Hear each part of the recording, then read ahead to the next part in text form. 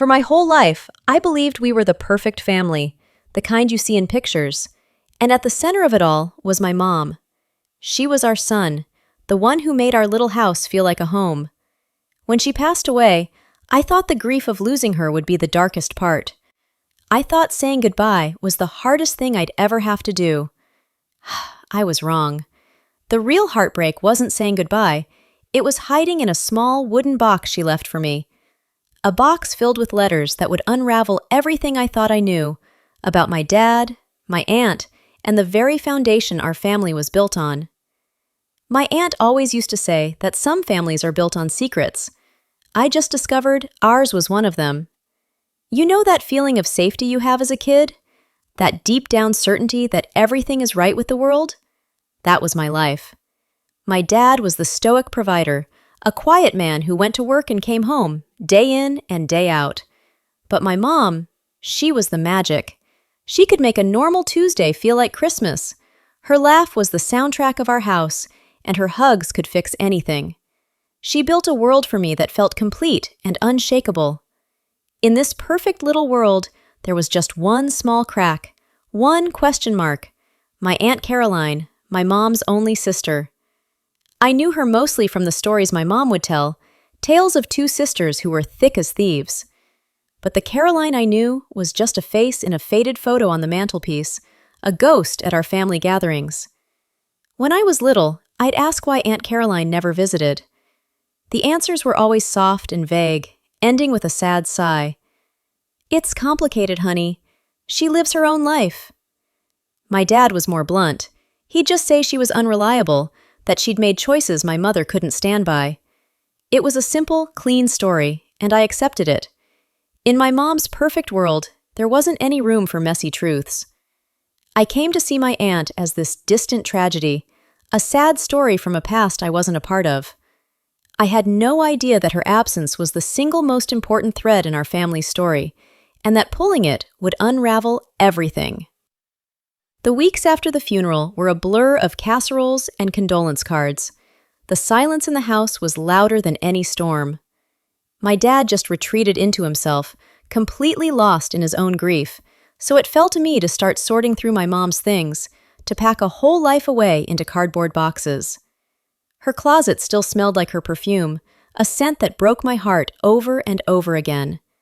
That's where I found it, in the back of the closet, tucked under a pile of old quilts. A simple wooden box with a tarnished brass latch.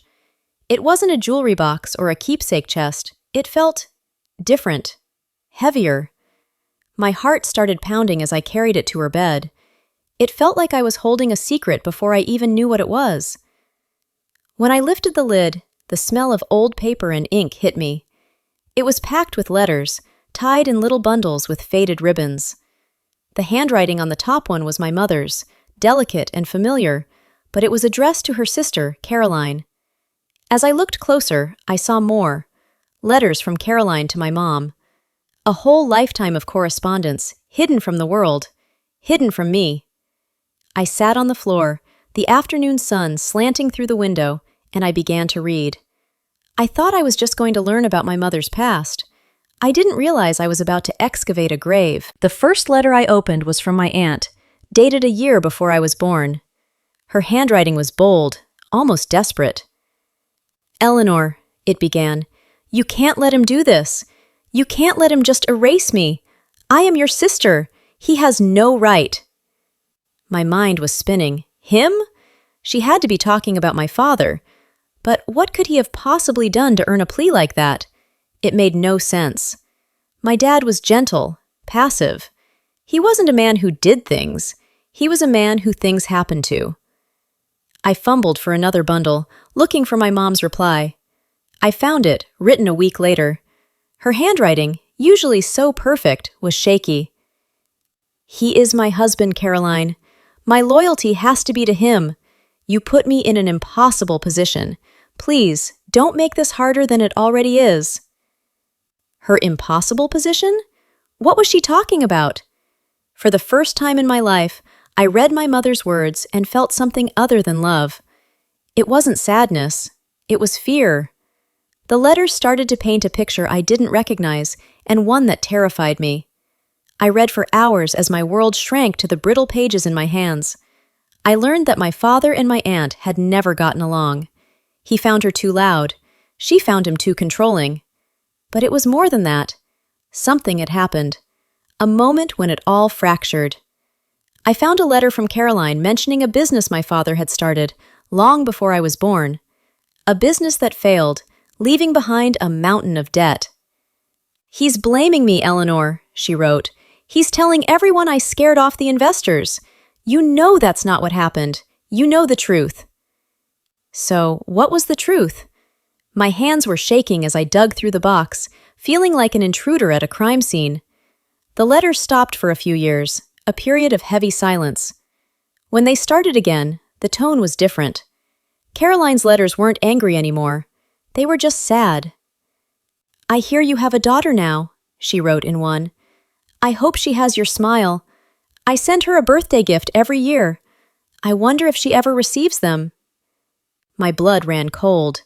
The dolls from an anonymous sender my mother always called a family friend. The savings bonds that would arrive in a plain envelope. It was her. It was always her. My mom hadn't just grown apart from her sister, she had actively, systematically cut her out. She had curated my entire reality, editing my aunt out of my life like she never existed. And then, at the bottom of the box, I found it. The last letter.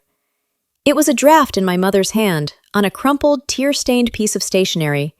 It was never sent. "Caroline," it read, "the lie has become my life, and now I'm not sure how to live without it. It wasn't just the business. It wasn't just the money he lost. It was where the money came from. He took it from your inheritance, from what Dad left for both of us. He told me he would pay it back, that it was an investment. When it all fell apart, he knew you'd be the only one who could expose him. So he broke you first. He told everyone you were unstable, that you were a liar. He convinced me that if the truth came out, we would lose everything. Our home, our reputation, me. So I chose him. I chose this life. And I have had to live with the ghost of you in this house every single day. Forgive me." In the silence of my mom's bedroom, the world just fell away. The words on that page burned themselves into my mind. He took it from your inheritance. He broke you first. I chose him. It wasn't a misunderstanding. It wasn't two sisters growing apart. It was a calculated act of destruction, orchestrated by my father and enabled by my mother. My perfect family was a lie. A carefully constructed story built on the ruins of my aunt's life. My father wasn't the quiet, honorable man I'd spent my life adoring. He was a thief and a liar. A man who sacrificed his wife's sister to save himself. And my mother, my sainted mother, the son my whole world revolved around, she was his accomplice. Her unwavering love wasn't a source of warmth. It was a shield they both hid behind. She didn't just choose her husband, she chose a lie over her own blood. That knowledge was crushing. Suddenly, every happy memory was tainted. Every family dinner, every loving look my parents shared. Was it all just part of the performance? A decades-long play where the price of admission was my aunt's entire life. This whole experience, just sitting on that floor with those letters, has been one of the most painful and isolating times of my life. It made me realize we never really know the whole story, even with the people we love most. It's incredibly hard to share this, but I really do believe there's power in bringing secrets into the light. If you've ever discovered a truth that changed everything you thought you knew, I would be honored if you shared your story in the comments. Let's create a space where we can see that we aren't alone in this. I stayed in my mother's house for 3 days, just sitting with those letters and the ghost of the truth. Then, I finally went home. My father was in the living room, staring at a blank TV. I walked in and placed the crumpled, unsent letter on the coffee table in front of him. He looked at it, then up at me. For a split second, I saw panic in his eyes, a look I'd never seen on his face before. He read the whole thing.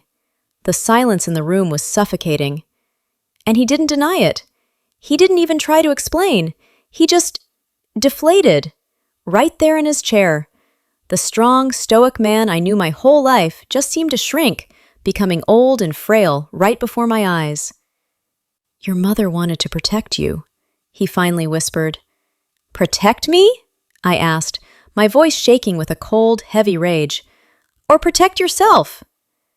He had no answer. There was no shouting match, no big fight. There was just the quiet, devastating death of the man I thought my father was. The very next day, I found a number for Caroline online. My hand was trembling so hard I could barely press the numbers. An older woman's voice answered, cautious. "Hello? Is this Caroline?" I asked. "Who is this?" It's Eleanor's daughter." The silence on the other end of the line was absolute, and then a sound I will never forget. A soft, gentle sob. It wasn't a cry of pain. It was a cry of release. We met for coffee a week later. The first thing I noticed was that she had my mother's eyes. We didn't talk about the letters, not at first. She told me about her life. She was a teacher. She had a family of her own. She was happy. We just talked for hours, two strangers trying to build a bridge across 30 years of lies. My relationship with my dad is different. It's quiet now, heavy with everything we can't say to each other. The love is still there, I think, but it's buried deep under the weight of the truth. It's a complicated, fractured thing. My auntie said some families are built on secrets. I know now how true that is. But I'm also learning that if a family can be built on secrets, maybe, just maybe, it can be rebuilt on truth. It's not a perfect process. It's messy and it's painful. But for the first time in my life, my family, what's left of it, feels real. And in the end, I think that's all any of us can really ask for. Thank you for listening.